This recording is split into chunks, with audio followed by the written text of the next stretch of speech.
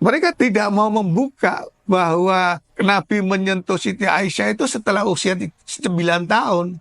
Banyak persoalan-persoalan yang berkaitan dengan perempuan atau keperempuanan itu hadisnya berasal dari Siti Aisyah.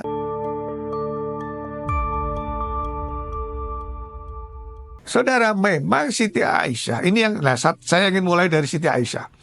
Siti Aisyah ini menjadi pintu masuk orang-orang yang ingin merendahkan Islam dan Kanjeng Nabi. Kenapa? Karena orang-orang itu, terutama orang-orang Barat, menggunakan ukuran kultur Barat untuk menilai kultur Arab. Ya, Siti Aisyah dinikah oleh Kanjeng Nabi ketika berumur 6 tahun. Tapi jangan bayangkan umur 6 tahun seperti umur 6 tahunnya orang Jawa. Ya. Atau 6 tahunnya orang Lampung. Mungkin masih segini. Tetapi kemudian menurut riwayat yang dikisahkan langsung oleh Siti Aisyah, itu selama 3 tahun Nabi tidak menyentuh. Setelah umur 9 tahun baru Nabi menyentuh Siti Aisyah radhiyallahu anha. Nah, tetapi peristiwa pernikahan Siti Aisyah itu juga tidak atas keinginan Kanjeng Nabi. Karena di dalam sebuah riwayat Siti Aisyah menjelaskan, Kanjeng Nabi menceritakan, di dalam riwayat Muslim dijelaskan, Kanjeng Nabi 3 malam berturut-turut bermimpi tentang seorang perempuan yang diselimuti oleh malaikat Jibril dengan bahan dari sutra, ditutup oleh sutra, dan setelah terbuka ternyata itu adalah Siti Aisyah. Di dalam riwayat Bukhari dijelaskan mimpi Kanjeng Nabi itu 2 malam berturut-turut. Apa jawaban Siti Aisyah setelah itu diceritakan oleh Kanjeng Nabi? Kalau memang itu sudah menjadi ketetapan Allah, maka akan terjadi. Ya. Nah, orang-orang yang tidak suka dengan peristiwa ini itu kemudian mengaitkan satu Siti Aisyah yang masih berusia anak-anak. Mereka tidak mau membuka bahwa Nabi menyentuh Siti Aisyah itu setelah usia 9 tahun. Artinya dilamar ketika umur 6 tahun, tetapi resepsinya ya, kayak resepsinya begitu. Dalam tradisi sekarang, resepsinya itu ketika umur 9 tahun. Ya. Yang kedua, yang dijadikan sasaran tembak itu adalah perbedaan usia. Karena memang ketika menikah dengan Siti Aisyah, Nabi sudah berusia kurang lebih 60-an. Atau 61. Hidup bersama Siti Aisyah tidak terlalu lama. Tetapi ada hikmah besar dari pernikahan Nabi kepada Siti Aisyah, yaitu Siti Aisyah ini dari sejak muda sudah terkenal sebagai perempuan yang cerdas. Tidak hanya pintar, tapi cerdas. Tahu bedanya pintar dan cerdas? Kalau orang pintar itu mampu menjawab soal. Kasih soal, jawab ya. Tapi kalau orang cerdas itu mampu menjawab persoalan. Kalau orang pintar mampu menyelesaikan soal. Ya. Tapi kalau orang cerdas mampu menyelesaikan persoalan. Pilih mana? Pintar atau cerdas? Pilih dua-duanya. Seperti Siti Aisyah radhiyallahu anha. Nah, dari situ ada banyak hadis yang diriwayatkan dari beliau yang itu tidak mungkin. Karena menyangkut hal-hal yang sangat pribadi, privasi. Kalau itu tidak berasal dari istri beliau, tidak mungkin.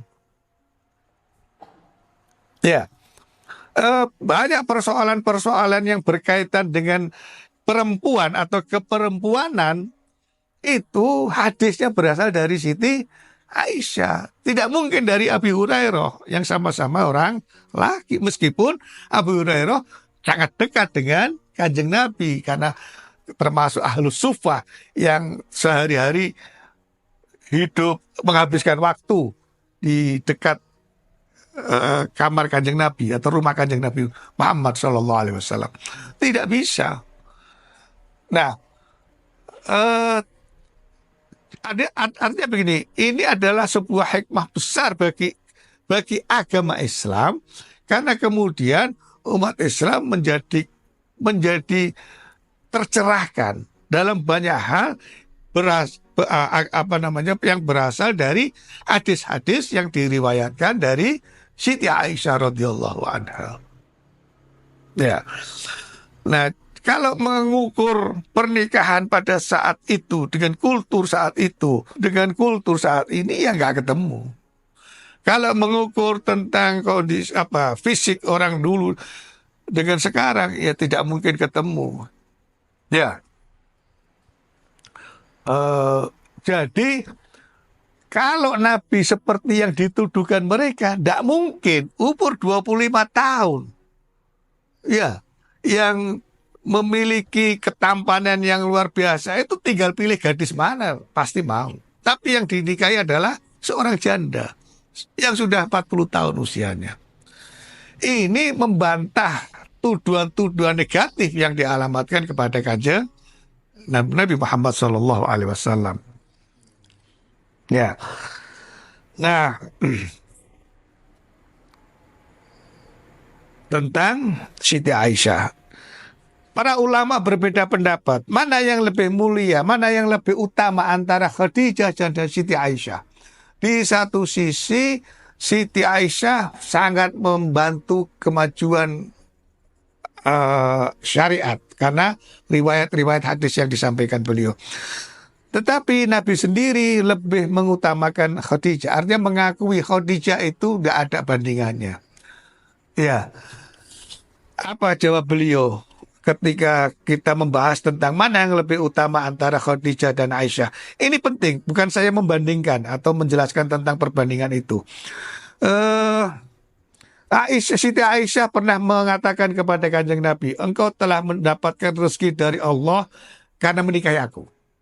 Ya, kata Kanjeng Nabi, la wallahi ma razaqani khairan minha. Nah, aku tidak mendapatkan rezeki yang lebih baik kecuali dari Siti Khadijah. Artinya memuji Siti Khadijah. Apa pujian Nabi? Amanat bi hina kafarobin nas. Siti Khadijah itu perempuan pertama yang beriman ketika masyarakat saat itu tidak mau menerima keimanan. Masih tetap dalam keadaan kafir. Wasaddaqatni hina kadzabanin nas. Siti Khadijah lah yang membenarkan apa yang aku sampaikan pada saat semua orang menganggap aku berbohong. Ya. Dan banyak sekali.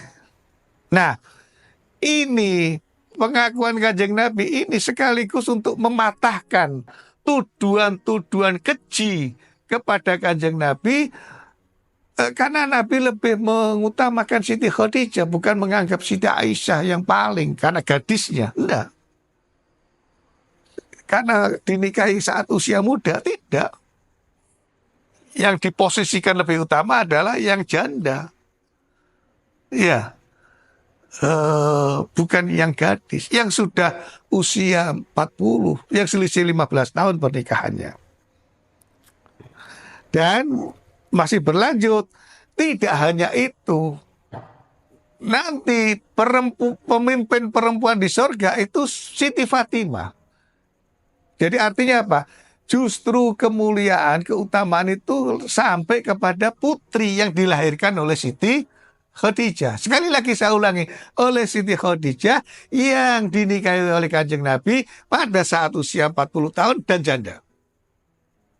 Bukan yang dinikahi saat gadis, yang lebih muda jauh sekali, enggak. Nah, kata Kanjeng Nabi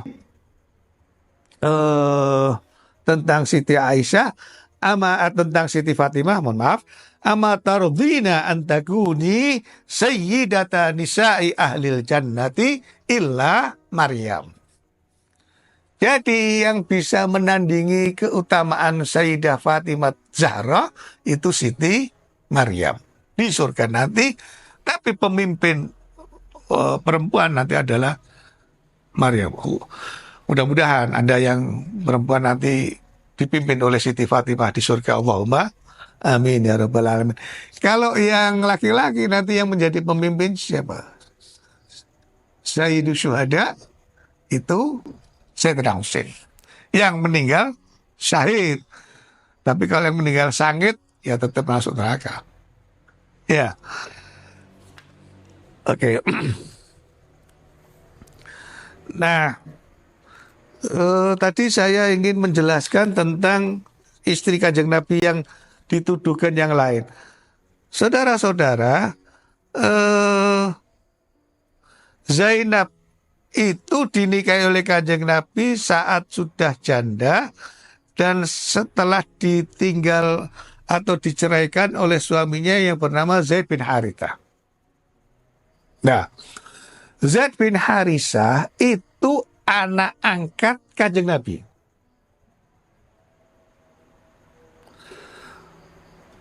Tradisi jahiliyah, anak angkat itu sama dengan anak kandung. Tradisi jahiliyah, karena anak angkat sama dengan anak kandung, maka tidak boleh menikahi istri dari anak angkat. Ya. Nah, pernikahan Kanjeng Nabi dengan Siti Zainab itu untuk memutus keyakinan dan kebiasaan jahiliyah. Hikmahnya di situ. Karena apa? Karena di dalam Islam, anak angkat tidak sama dengan anak kandung. Maka setelah diceraikan oleh suaminya, maka Kanjeng Nabi berhak dan boleh menikahi Siti Zainab. Itu bisa dilihat di dalam Al-Quran surat Al-Ahzab ayat 30. Ayat 38. Saya akan bacakan. A'udzubillahi minasyaitonirrajim. Maka na'alan nabi min harajin fima faradallahu lah. Sunnatullahi fil ladina khala min qabl. Wa kana amrullahi qadaram maqdura. Saya akan baca terjemahannya. Tidak ada suatu keberatan pun atas Nabi tentang apa yang telah ditetapkan oleh Allah baginya. Allah yang menetapkan ketetapan tentang pernikahan beliau dengan Siti Zainab. Allah dalam Quran, Allah telah menetapkan yang demikian sebagai sunnahnya pada nabi-nabi yang berlalu dahulu. Dan adalah ketetapan Allah itu suatu ketetapan yang pasti berlaku. Surat Al-Ahzab ayat 38. Ya. Nah, kemudian ada satu istri Nabi lagi yang bernama Saudah binti Zam'ah. Saudah binti Zam'ah itu sudah sangat sepuh. Ya, ini sering dituduhkan oleh orang-orang yang ingin merendahkan Islam dan Kanjeng Nabi. Mereka membaca sejarah itu. Tetapi membaca untuk kemudian menyerang. Ya. Saudara-saudara, siapa tadi? Saudah binti Zam'ah. Itu sudah sepuh. Dan tidak diceraikan oleh Kanjeng Nabi. Tetapi memang Nabi tidak lagi memberi perhatian kepada Saudah binti Zam'ah. Karena usianya itu. Nah, apa yang disembunyikan oleh orang-orang yang tadi saya katakan menuduh, itu sebuah riwayat yang menjelaskan Saudah sendiri yang dengan sukarela menjelaskan, memberikan kepada Nabi, wahai Nabi, ambillah malamku untuk Siti Aisyah. Itu adalah permintaan dari Saudah binti Zam'ah sendiri. Paham ya? Nah, Kenapa? Karena Sayyidah Zam'ah juga tidak ingin cerai dari Nabi, tidak ingin, tetap kepinginnya menjadi istri Kanjeng Nabi, yang berarti menjadi bagian dari Ummahatul Mukminin. Itu kemudian dijelaskan di dalam surat An-Nisa ayat 128. A'udzubillahi minasyaitonirrajim. Ini hurufnya terlalu kecil. Wa ini mura'atun khafat min ba'liha nusuzan au i'radan fala junaha alaihima an yusliha bainahuma sulha wassulhu khair, dan seterusnya. Saya tidak akan lanjutkan. Yang penting ini terjemahnya adalah, dan jika seseorang wanita khawatir akan nuzuz, nanti nuzuz saya akan jelaskan lain kesempatan. Nuzuz itu ya ringkasnya adalah ketika seorang suami tidak lagi memberikan perhatian, atau seorang suami bahkan punya keinginan untuk menceraikan, melepaskan istrinya, atau melakukan tindakan-tindakan keras yang lain. Jika seorang wanita khawatir akan nuzuz atau sikap tidak acuh dari suaminya, maka tidak mengapa bagi keduanya mengadakan perdamaian yang sebenar-benarnya. So, artinya apa? Ada as-sulhu bainan Nabi wa zaujatihi yang bernama Saudah binti Zam'ah. Tapi itu tidak banyak orang Islam sendiri yang tahu. Maka ketika ada orang yang menggunakan peristiwa ini sebagai senjata untuk merendahkan Islam, kaget ya. Loh, kok gitu ya Kanjeng Nabi? Ya. Mudah-mudahan penjelasan ini dapat mencerahkan kita semuanya. Nah,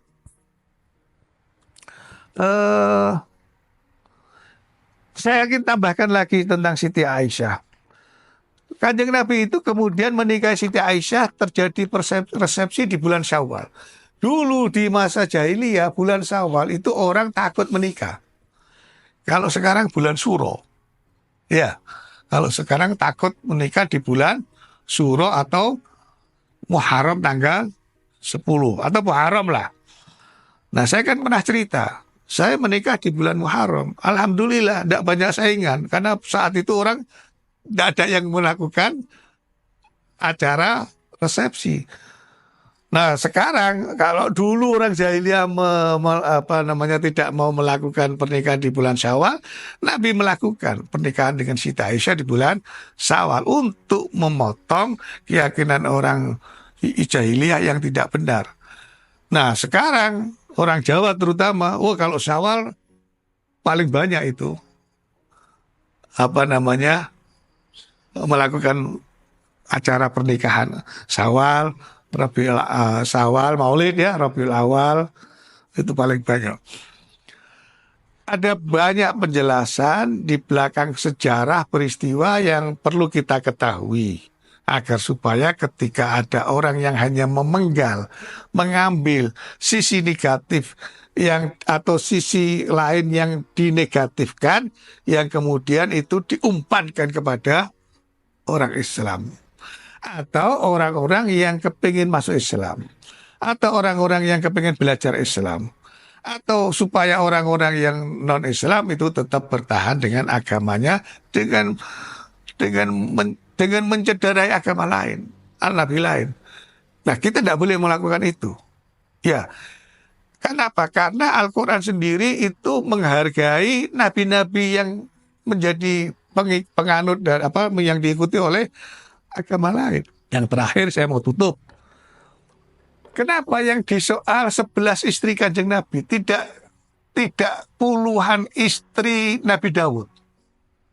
Ya, peristiwa Nabi Daud yang akan mengambil istri orang lain padahal dia sudah punya istri yang puluhan jumlahnya. Kalau tidak salah 99, mau digenapkan 100. Ya. Kenapa tidak Nabi Yakub yang punya istri 4? Kenapa tidak Nabi Ibrahim, Abul Anbiya, yang istrinya 2, Sarah dan Hajar? Iya. Kenapa tidak Nabi Daud?